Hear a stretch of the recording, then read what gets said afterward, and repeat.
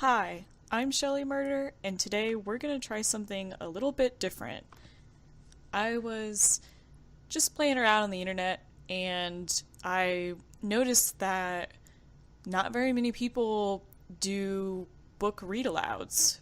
I don't know the reason for that. I mean, I know there's some strict copyright laws with more popular books, but you would think with the ASMR trends that are going around and just listening to calm voices and stuff like that, you think more people would do it. So I was like, okay, I'll do it then, because the theme of my channel is really about education, but in a way that's easy to understand and to enjoy. So I decided that I'm going to do a segment and see if you guys like it on my channel where I read aloud books that are in the public domain. So the authors that wrote them are long gone, they're dead, and there's no copyrights over them. So basically the idea is that it'll work out for you guys, because if you just want to listen to a nice calming voice like an audiobook, and chill out and go to sleep, or if you're driving or something, you can do that.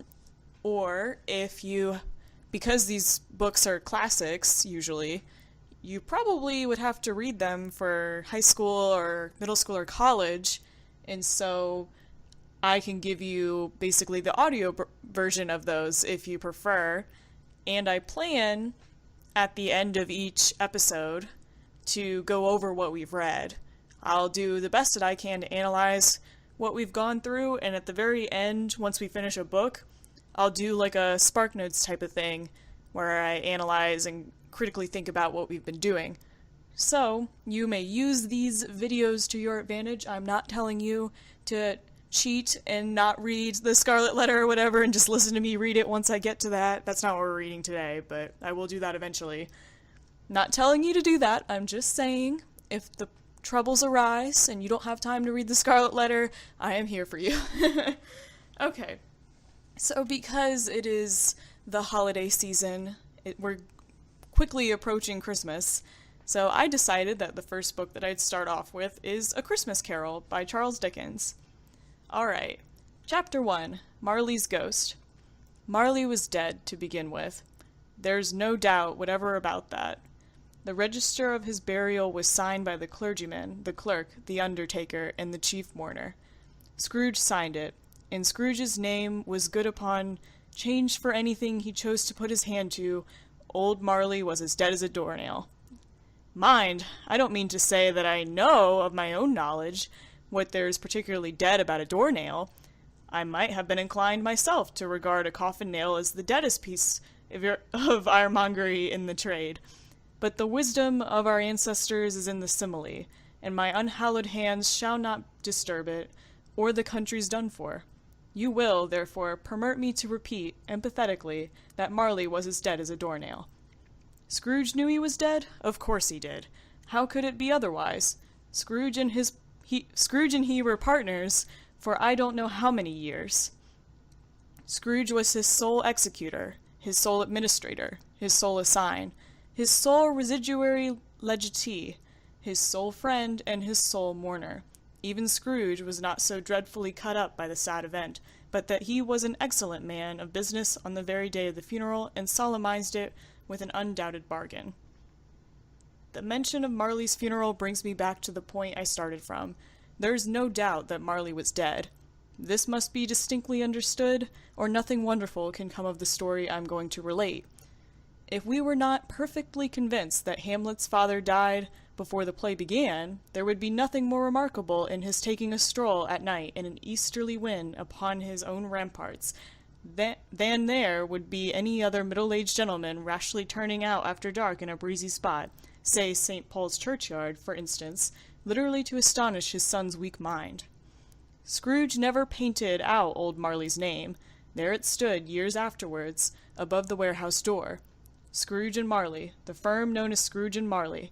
Sometimes, people new to the business called Scrooge Scrooge, and sometimes Marley, but he answered to both names. It was all the same to him. Oh, but he was a tight-fisted hand at the grindstone, Scrooge. A squeezing, wrenching, grasping, scraping, clutching, covetous old sinner. hard and sharp as flint, from which no steel had ever struck out generous fire, secret and self-contained and solitary as an oyster. The cold within him froze his old features, nipped his pointed nose, shriveled his cheek, stiffened his gait, made his eyes red, his thin lips blue, and spoke out shrewdly in his grating voice. A frosty rime was on his head and on his eyebrows and his wiry chin. He carried his own low temperature always about with him. He iced his office in the dog days and didn't thaw it 1 degree at Christmas. External heat and cold had little influence over Scrooge. No warmth could warm, no wintry weather chill him, no wind upon its purpose, no pelting rain less open to entreaty. Foul weather didn't know where to have him. The heaviest rain and snow and hail and sleet could boast of the advantage over him in only one respect. They often came down handsomely, and Scrooge never did. Nobody ever stopped him in the street to say, with gladsome looks, "My dear Scrooge, how are you? When will you come to see me?" No beggars implored him to bestow a trifle. No children asked him what it was o'clock. No man or woman ever once in all his life inquired the way to such and such a place of Scrooge. Even the blind men's dogs appeared to know him, and when they saw him coming on, they would tug their owners into doorways and up courts, and then would wag their tails as though they said, "No eye at all is better than an evil eye, dark master." But what did Scrooge care? It was the very thing he liked. To edge his way along the crowded paths of life, warning all human sympathy to keep its distance, on what was the knowing ones called nuts to Scrooge. Once upon a time, of all the good days in the year, on Christmas Eve, old Scrooge sat busy in his counting-house. It was cold, bleak, biting weather, foggy withal, and he could hear the people in the court outside go wheezing up and down, beating their hands upon their breasts and stamping their feet upon the pavement stones to warm them. The city clocks had only just gone 3, but it was quite dark already. It had not been light all day, and candles were flaring up in the windows of the neighboring offices like ruddy smears upon the palpable brown air. The fog came pouring in at every chink and keyhole, and was so dense without that, although the court was of the narrowest, the houses opposite were mere phantoms. To see the dingy cloud come drooping down, obscuring everything, one might have thought that nature lived hard by, and was brewing at a large scale. The door of Scrooge's counting-house was open, that he might keep his eye upon his clerk, who in a dismal little cell beyond a sort of tank was copying letters. Scrooge had a very small fire, but the clerk's fire was so very much smaller that it looked like 1 coal. But he couldn't replenish it, for Scrooge kept the coal box in his own room, and so surely as the clerk came in with the shovel, the master predicted that it would be necessary for them to part. Wherefore the clerk put on his white comforter and tried to warm himself at the candle, in which effort, not being a man of strong imagination, he failed. "A Merry Christmas, Uncle! God save you!" cried a cheerful voice. It was the voice of Scrooge's nephew, who came upon him so quickly that it was a first imitation he had of his approach. "Bah!" said Scrooge. "Humbug!"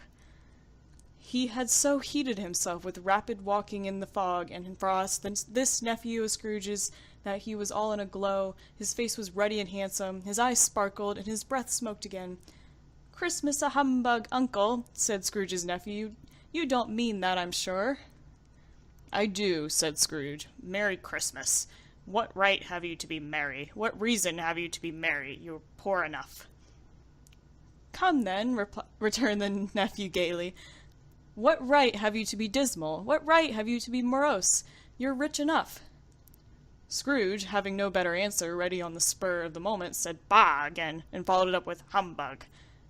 "Don't be cross, Uncle," said the nephew. "A Merry Christmas, Uncle! God save you!" cried a cheerful voice. "What else can I be?" returned the uncle. "When I live in such a world full of fools as this. Merry Christmas! Out upon Merry Christmas! What's Christmas time to you but a time of paying bills without money, a time of finding yourself a year older and not an hour richer, a time of balancing your books and having every item in 'em through a round dozen of months presented dead against you, if I could work my will," said Scrooge indignantly. "Every idiot who goes about with Merry Christmas on his lips should be boiled with his own pudding, and buried with a stake of holly through his heart. He should." "Uncle," pleaded the nephew. "Nephew," returned the uncle sternly, "keep Christmas in your own way, and let me keep it in mine." "Keep it?" repeated Scrooge's nephew. "But you don't keep it." "Let me leave it alone, then," said Scrooge. "Much good may do you. Much good has ever done you." "There are many things from which I might have derived good, but which I have not profited, I dare say," returned the nephew. "Christmas among the rest, and I am sure I have always thought of Christmas time, when it has come round, apart from the veneration due to its sacred name and origin, if anything belonging to it could be, apart from that, as a good time, a kind, forgiving, charitable, pleasant time, the only time I know of in the long calendar of the year, when men and women seem by one consent to open their shut-up hearts freely, and to think of people below them as if they were really fellow-passengers to the grave, and not another race of creatures bound on other journeys. And therefore, uncle, though it has never put a scrap of gold or silver in my pocket, I believe that it has done me good, and will do me good, and I say God bless it." The clerk in the tank involuntarily applauded. Becoming immediately sensible of the impropriety, he poked the fire and extinguished the last frail spark forever. "Let me hear another sound from you," said Scrooge, "and you'll keep your Christmas by losing your situation. You're quite a powerful speaker, sir," he added, turning to his nephew. "I wonder you don't go into Parliament." "Don't be angry, uncle. Come, dine with us tomorrow." Scrooge said that he would see him. Yes, indeed he did. He went the whole length of the expression, and said that he would see him in that extremity first. "But why?" said Scrooge's uncle. "Why?" "Why did you get married?" said Scrooge. "Because I fell in love." "Because you fell in love," growled Scrooge, as if that were the only thing in the world more ridiculous than a Merry Christmas. "Good afternoon." "Nay, uncle, but you never came to see me before that happened. Why give it as a reason for not coming now?" "Good afternoon," said Scrooge. "I want nothing from you. I ask nothing of you. Why cannot we be friends?" "Good afternoon," said Scrooge. "I am sorry with all of my heart to find you so resolute. We have never had any quarrel to which I have been a party, but I have made the trial an homage to Christmas, and I'll keep my Christmas humor to the last. So a Merry Christmas, uncle." "Good afternoon," said Scrooge. "And a Happy New Year." "Good afternoon." His nephew left the room without an angry word, notwithstanding. He stopped at the outer door to bestow the greetings of the season onto the clerk, who, cold as he was warmer than Scrooge, for he returned them cordially. "There's another fellow," muttered Scrooge, who overheard him. "My clerk, with 15 shillings a week, and a wife and a family, talking about a Merry Christmas. I'll retire to Bedlam." This lunatic, in letting Scrooge's nephew out, I had let 2 other people in. There are portly gentlemen, pleasant to behold, and now stood with their hats off in Scrooge's office. They had books and papers in their hands, and bowed to him. "Scrooge and Marley's, I believe," said one of the gentlemen, referring to his list. "Have I the pleasure of addressing Mr. Scrooge or Mr. Marley?" "Mr. Marley has been dead these 7 years," Scrooge replied. "He died 7 years ago, this very night." "We had no doubt his liberality is well represented by a surviving partner," said the gentleman, presenting his credentials. It certainly was, for they had been 2 kindred spirits. At the ominous word liberality, Scrooge frowned and shook his head and handed the credentials back. "At this festive season of the year, Mr. Scrooge," said the gentleman, taking up a pen, "it is more than usually desirable that we should make some slight provision for the poor and destitute, who suffer greatly at the present time. Many thousands are in want of common necessities. Hundreds of thousands are in want of common comforts, sir." "Are there no prisons?" asked Scrooge. "Plenty of prisons," said the gentleman, laying down the pen again. "And the Union workhouses?" demanded Scrooge. "Are they still in operation?" "They are, still," returned the gentleman. "I wish I could say they were not." "The treadmill and the poor law in full vigor, then?" said Scrooge. "Both very busy, sir." "Oh, I was afraid from what you said at first that something had occurred to stop them in their useful course," said Scrooge. "I am very glad to hear that." "Under the impression that they are scarcely furnished Christian cheer of mind or body to the multitude," returned the gentleman. "A few of us are endeavoring to raise a fund to buy the poor some meat and drink and means of warmth, We choose this time because it is a time of all others when want is keenly felt and abundance rejoices. What shall I put you down for? Nothing, Scrooge replied. You wish to be anonymous? I wish to be left alone, said Scrooge. Since you ask me what I wish, gentlemen, this is my answer. I don't make myself merry at Christmas. I can't afford to make idle people merry. I hope to support the establishments I have mentioned. They cost enough, and those who are badly off must go there. Many can't go there, and many would rather die. If they would rather die, said Scrooge, they had better do it, and decrease the surplus population. Besides, excuse me, I don't know that. But you might know it, observed the gentleman. It's not my business, Scrooge replied. It's enough for a man to understand his own business, and not to interfere with other people's. Mine occupies me constantly. Good afternoon, gentlemen. Seeing clearly that it would be useless to pursue their point, the gentleman withdrew. Scrooge resumed his labors with an improved opinion of himself and a more facetious temper than was usual with him. Meanwhile, the fog and darkness thickened so that people ran about with flaring links, proffering their services to go before horses and carriages and conduct them on their way. The ancient tower of a church, whose gruff old bell was always peeping slyly down at Scrooge out of a Gothic window in the wall, became invisible, and struck the hours and quarters in the clouds, and with tremulous vibrations afterwards, as if its teeth were chattering in its frozen head up there. The cold became intense. In the main street, at the corner of the court, some laborers were repairing the gas pipes, and had lighted a great fire in a brazier, round which a party of ragged men and boys were gathered, warming their hands and winking their eyes before the blaze in rapture. The water plug being left in solitude, its overflowing suddenly congealed and turned into misanthropic ice. The brightness of the shops, where holly sprigs and berries crackled in the lamp heat of the windows, made pale faces ruddy as they passed. Poulterers' and grocers' trades became a splendid joke, a glorious pageant, with which it was next to impossible to believe that such dull principles as bargain and sale had anything to do. The Lord Mayor, in the stronghold of the mighty mansion house, gave orders to his 50 cooks and butlers to keep Christmas as a Lord Mayor's household should, and even the little tailor, whom he had fined 5 shillings on the previous Monday for being drunk and bloodthirsty in the streets, stirred up tomorrow's pudding in his garret, while his lean wife and the baby sallied out to buy the beef. Foggier yet, and colder, piercing, searching, biting cold. If the good St. Dunstan had but nipped the evil spirit's nose with a touch of such weather as that, instead of using his familiar weapons, then indeed he would have roared to lusty purpose. The owner of one scant young nose, gnawed and mumbled by the hungry, cold as bones, are gnawed by dogs, stooped out at Scrooge's keyhole to regale him with a Christmas carol, but at the first sound of God bless you, merry gentlemen, may nothing you dismay, Scrooge seized the ruler with such energy of action that the singer fled in terror, leaving the keyhole to the fog and even more congenial frost. At length, the hour of shutting up the counting-house arrived. With an ill will, Scrooge dismounted from his stool and tactfully admitted the fact to the expectant clerk in the tank, who instantly snuffed his candle out and put on his hat. "You'll want all day tomorrow, I suppose?" said Scrooge. "If quite convenient, sir." "It's not convenient," said Scrooge, "and it's not fair. If I was to stop half a crown for it, you'd think yourself ill-used. I'll be bound." The clerk smiled faintly. "And yet," said Scrooge, "you don't think me ill." "And yet," said Scrooge, "you don't think me ill-used when I pay a day's wages for no work." The clerk observed that it was only once a year. "A poor excuse for picking a man's pocket every 25th of December," said Scrooge, buttoning his greatcoat to the chin. "But I suppose you must have the whole day. Be here all the earlier next morning."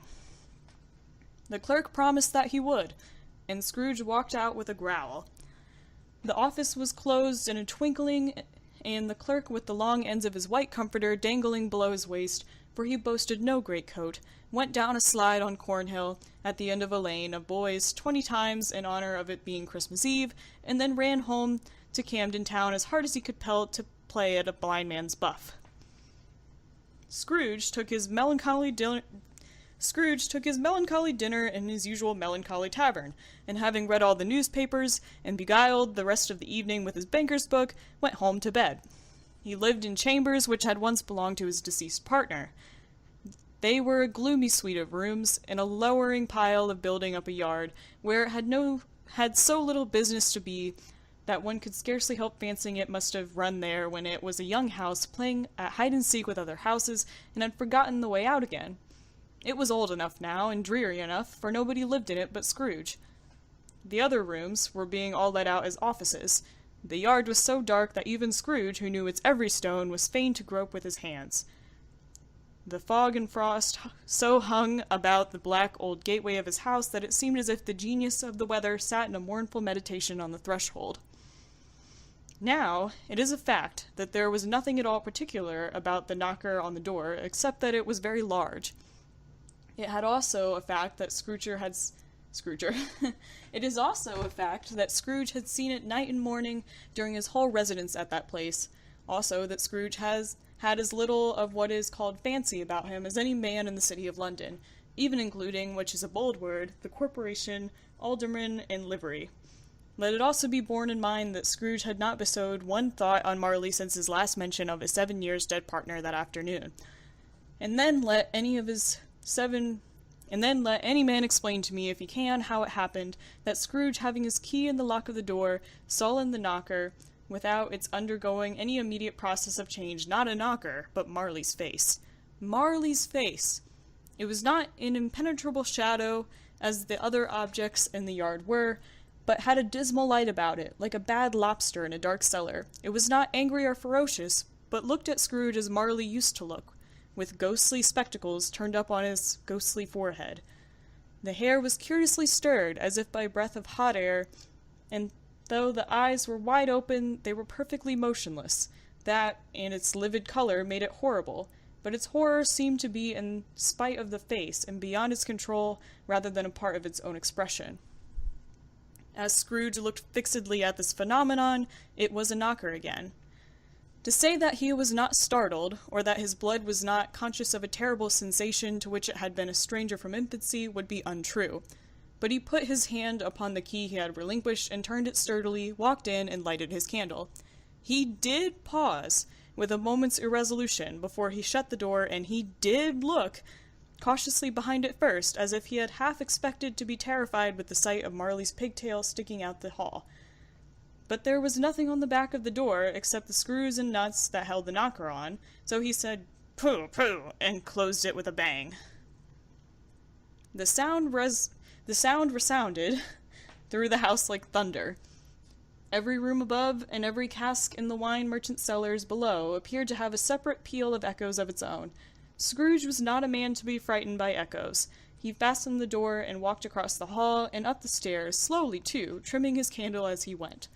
You may talk vaguely about driving a coach and 6 up a good old flight of stairs, or through a bad young Act of Parliament, but I mean to say you might have got a hearse up that staircase and taken it broadwise, with the splinter bar towards the wall, and the door towards the balustrades, and done it easy. There was plenty of width for that, and room to spare, which is perhaps the reason why Scrooge thought he saw a locomotive hearse going on before him in the gloom. Half a dozen gas lamps out of the street wouldn't have lighted the entry too well, so you may suppose that it was pretty dark with Scrooge's dip. Up Scrooge went, not caring a button for that. Darkness is cheap, and Scrooge liked it. But before he shut his heavy door, he walked through his rooms to see that all was all right. He had just enough recollection of the face to desire to do that. Sitting room, bedroom, lumber room, all as they should be.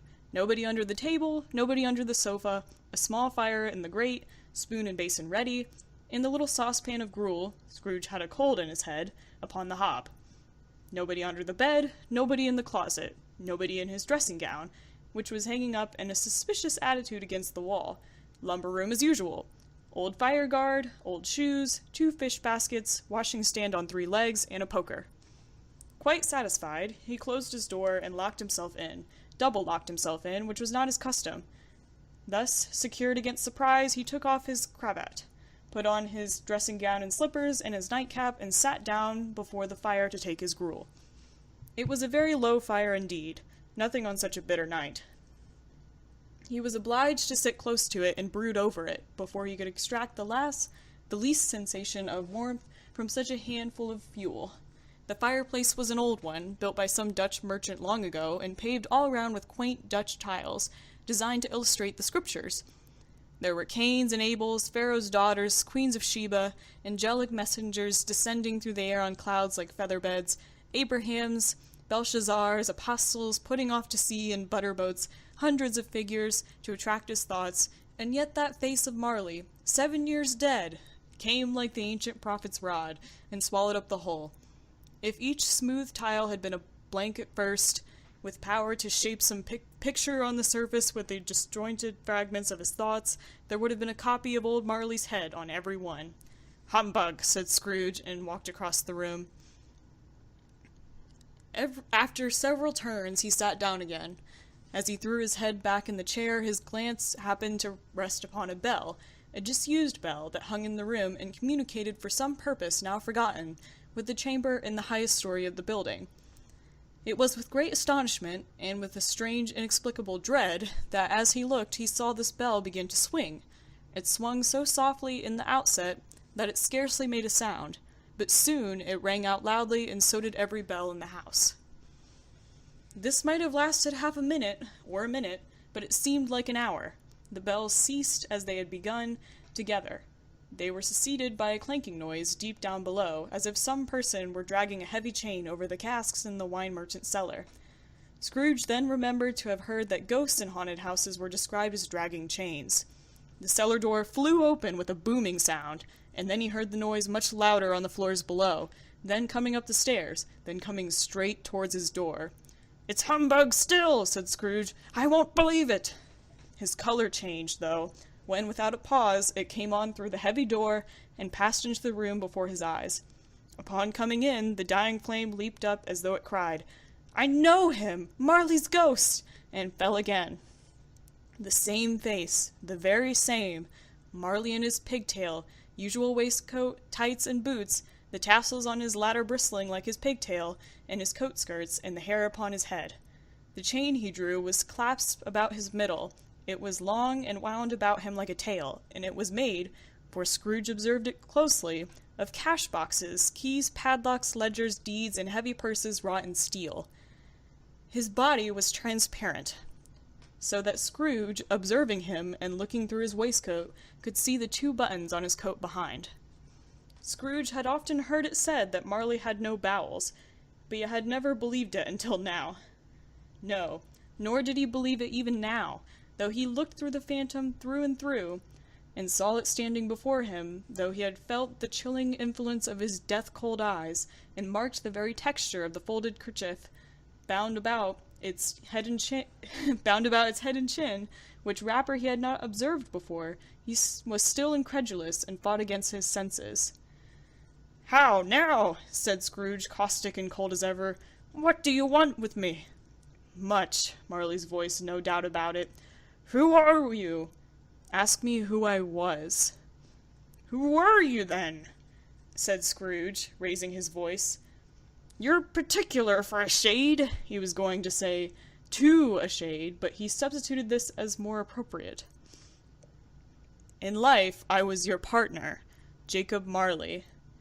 Can you sit down?" asked Scrooge, looking doubtfully at him. "I can." "Do it, then."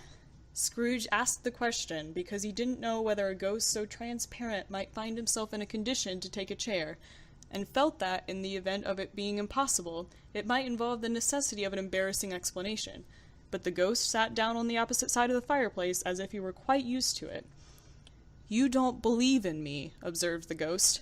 "I don't," said Scrooge. "What evidence would you have of my reality beyond that of your own senses?" "I don't know," said Scrooge.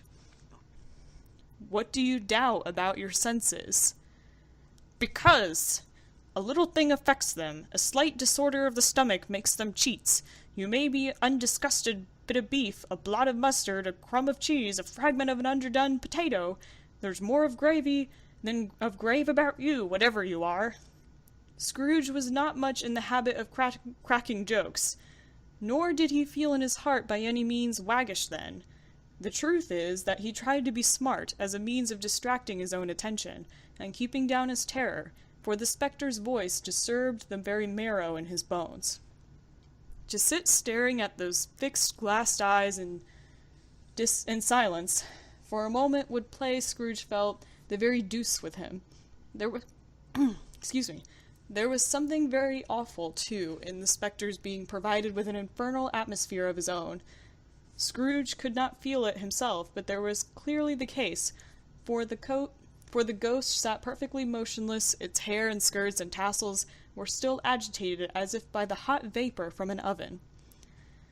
"You see this toothpick?" said Scrooge, returning quickly to the charge for the reason just assigned, and wishing, though it were for only a second, to divert the vision's stony gaze from himself.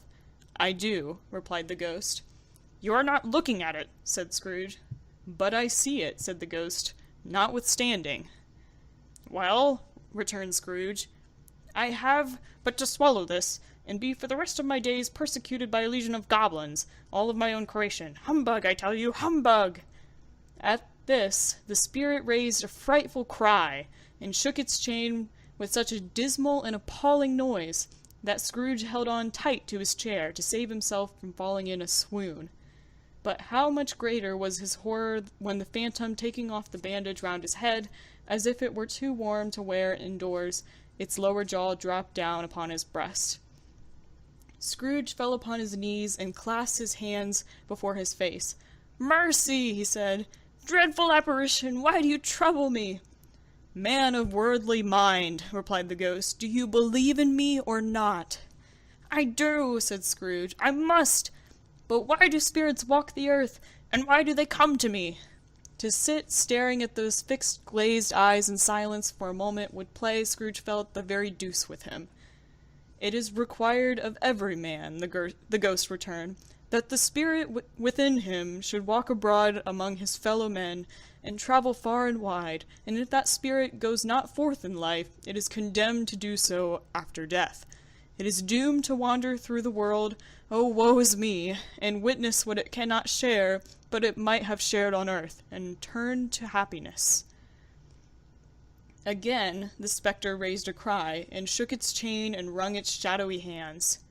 "You are fettered," said Scrooge, trembling. "Tell me why." "I wear the chain I forged in life," replied the ghost.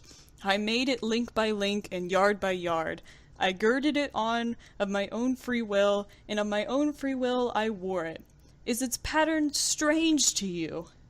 Scrooge trembled more and more. "Or would you know," pursued the ghost, "the weight and the length of the strong coil you bear yourself? It was full, as heavy, and as long as this 7 Christmas Eves ago. You have labored on it since. It is a ponderous chain."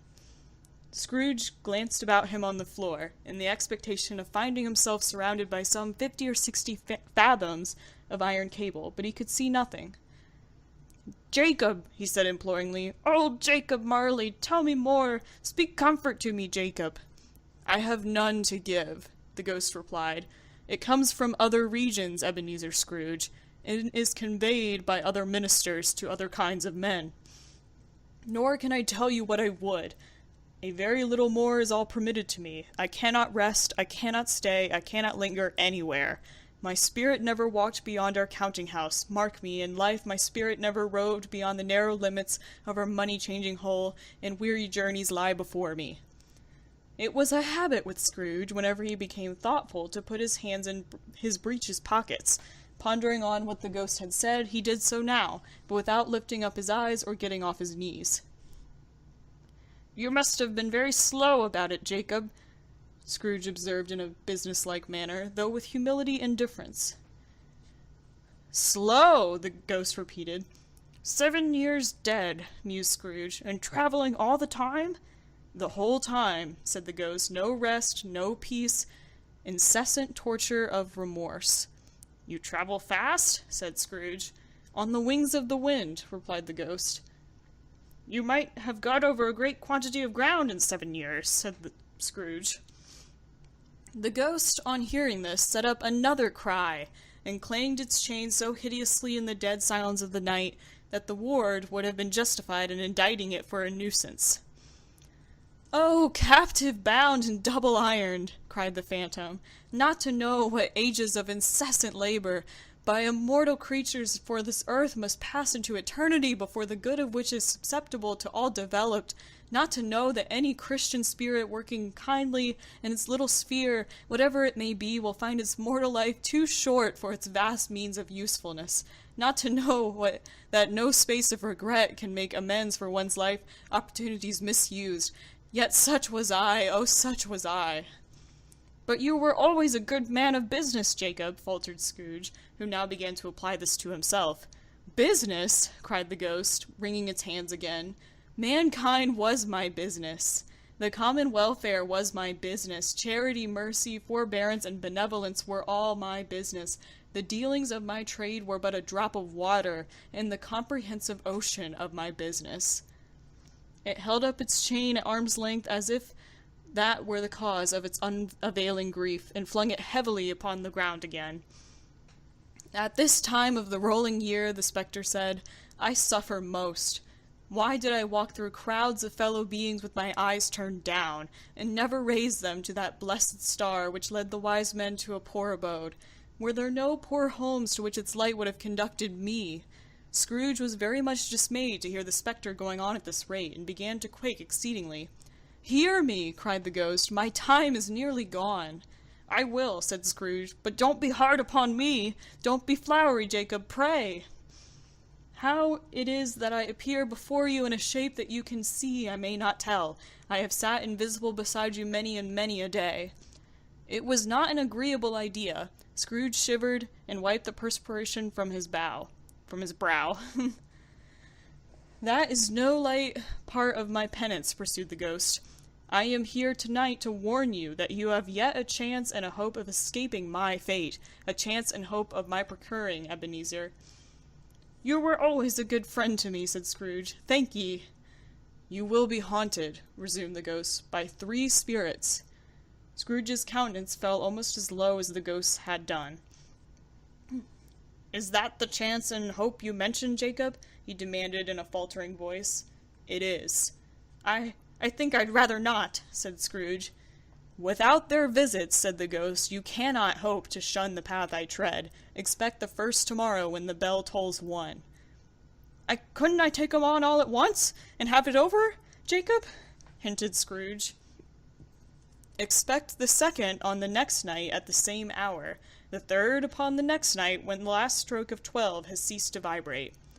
Look to me no more, and look that, for your own sake, you remember what has passed between us." When it has said these words, the spectre took its wrapper from the table and bound it round its head as before.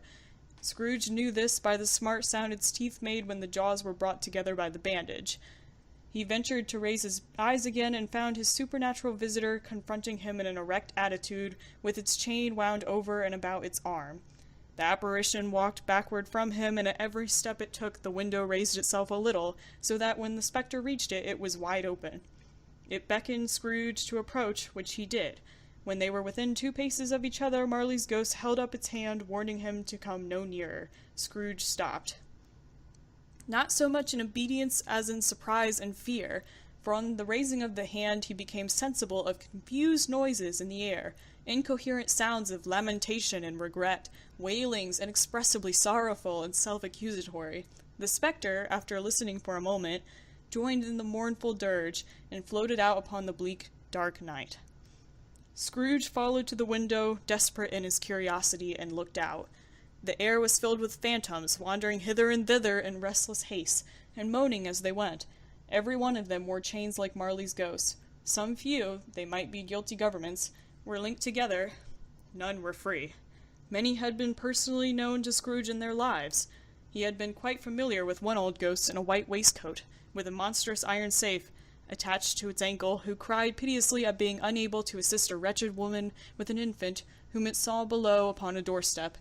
The misery with them all was, clearly, that they sought to interfere, for good in human matters, and had lost the power forever. Whether these creatures faded into mist, or mist enshrouded them, he could not tell, but they and their spirit voices faded together, and the night became as it had been when he walked home. Scrooge closed the window and examined the door by which the ghost had entered. It was double locked, as he had locked it with his own hands, and the bolts were undisturbed.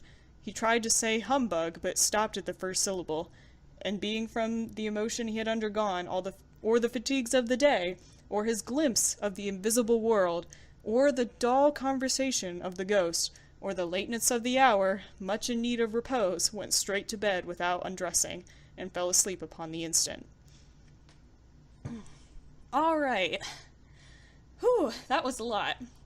So that was chapter 1. There are 4 chapters left, with obviously chapter 5 being the last. We ended on the 22nd page of my copy, which is a PDF, but it's legal, don't worry, public domain. So, so basically what happened in chapter 1 is we kind of got to meet some characters. We got to see what their personalities are like. I mean, A Christmas Carol is a very well-known story. It's been made into movies I don't know how many times, and, reimaginings and whatnot. But, just to go over, Ebenezer Scrooge is our main man. He's supposed to be old and, I guess, like a modern-day accountant. He is he's penny-pinching, he's cheap, obviously, since the part where we see that his, clerk or receptionist is cold, but isn't allowed to make the fire bigger because he gets yelled at if he asks for the coals. So, and Scrooge hates Christmas for whatever reason. Maybe we'll get the answer to that. Right now, I think he hates Christmas because he just doesn't have a loving bone in his body. Okay, well, we will look more into A Christmas Carol next time. Hope you liked it. Bye.